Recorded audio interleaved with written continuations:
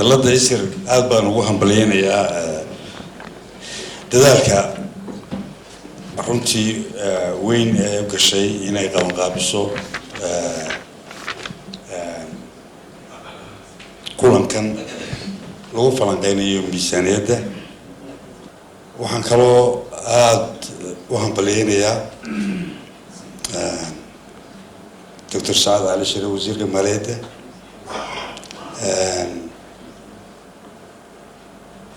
oo muujiyey geesinimo inta badan wasiirada maaliyaddu aanay muujin inay sidan oo kale kalsoonidan oo kale ku hor yimaadaan maxaan ku dhahdaa oo kaga hadlaan maxaan ku dhahdaa oo hor yimaadaan publica oo kaga hadlaan hawsha ay gacanta markaa ku hayaan. taasina waxay muujinaysaa runtii inkastoo markii aanu yararayn Saad anigu waan garanayaa uu yar uu yahay wuxuu noo ahaa dhalinyaro role model buu noo ahaa sheekh buu ku jiray aniguna burcaan suulka kaga jiray marka wuxuu ka mid ahaa dadka beriga labadayadoo waxaanu ahayn bidixda marka ragga aanu ku dayano ayuu ka mid ahaa ilaa maanta runtii marka la eego shaqadiisa iyo sidoo hawlihiisa hawlkarka u yahay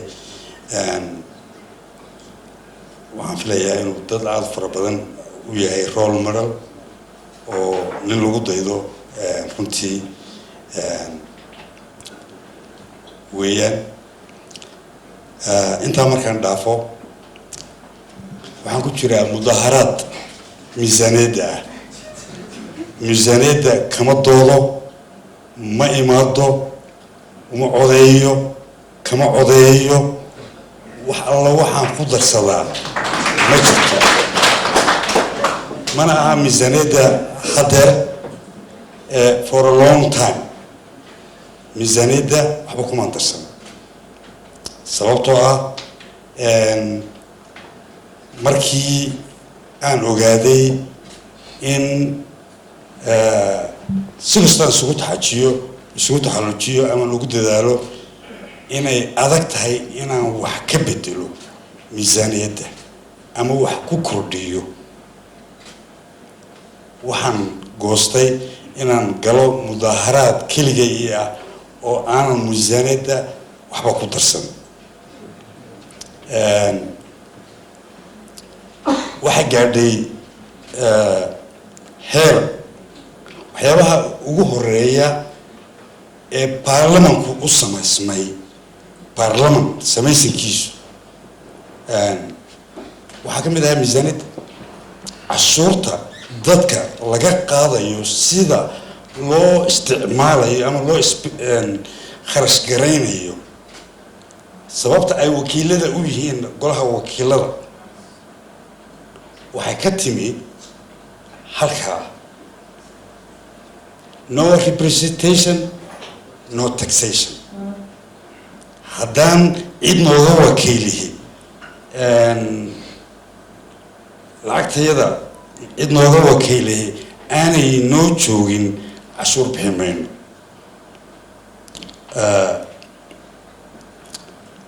waxay gaadhay annaga in la yidhaahdo miisaaniyadda duuduub baa lagu ansixinayaa. duuduub oo haddii duuduub lagu ansixinayo maxaan u doodayaa haddiise duuduub lagu ansixiyey baarlamanku shaqadii dastuuriga ahayd ee u joogay meesha ee dadka wakiilka u ahaa miyaanu burin.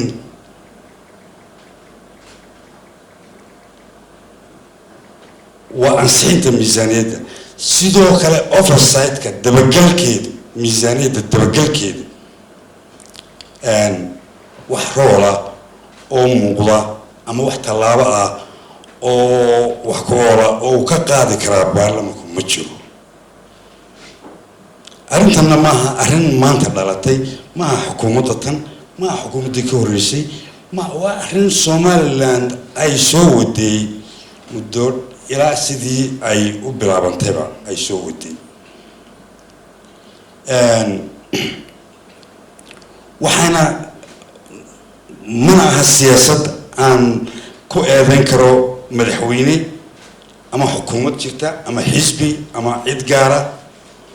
waxa weeye waxa aan u arko fundamental structural maxaan ku rahdaa problem ku jira sida qaab dhismeedka dowladnimadeenu ama dastuurkeenu uu yahay. dastuurkana waxa ku qoran in miisaaniyadda intaan la ansixin sanadkii hore xisaab xidhkeedii la ansixiyo intaanan miisaaniyadda sanadkan ansixin. taasi waxay ku muujinaysaa sida deliberate-ka ah ee Somaliland aanay iyadu wixii ay dhigatay aanay ugu dhaqmaynin. marka debate-kan oo kale, doodahan oo kale, waxaan qabaa dee annaga generationkaygii haddeerto waxaan ku jirnaaba dee pension dadkii dhalinyarada aad baan u ambaleynayaa inay dee waxaan waa danahoodii iyo waa hawshoodii 30 sano Somaliland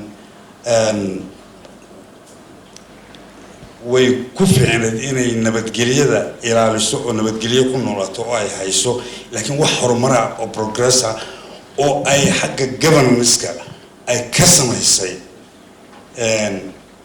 ama rule of law ay ka samaysay runtii ma jirto. waxaan oo dhamina waxay ku soo ururayaan waxa weeye waa governance issue. okay xilwan marka runtii waan ka baxayaa. waxaan doonayaa inaan emphasize gareeyo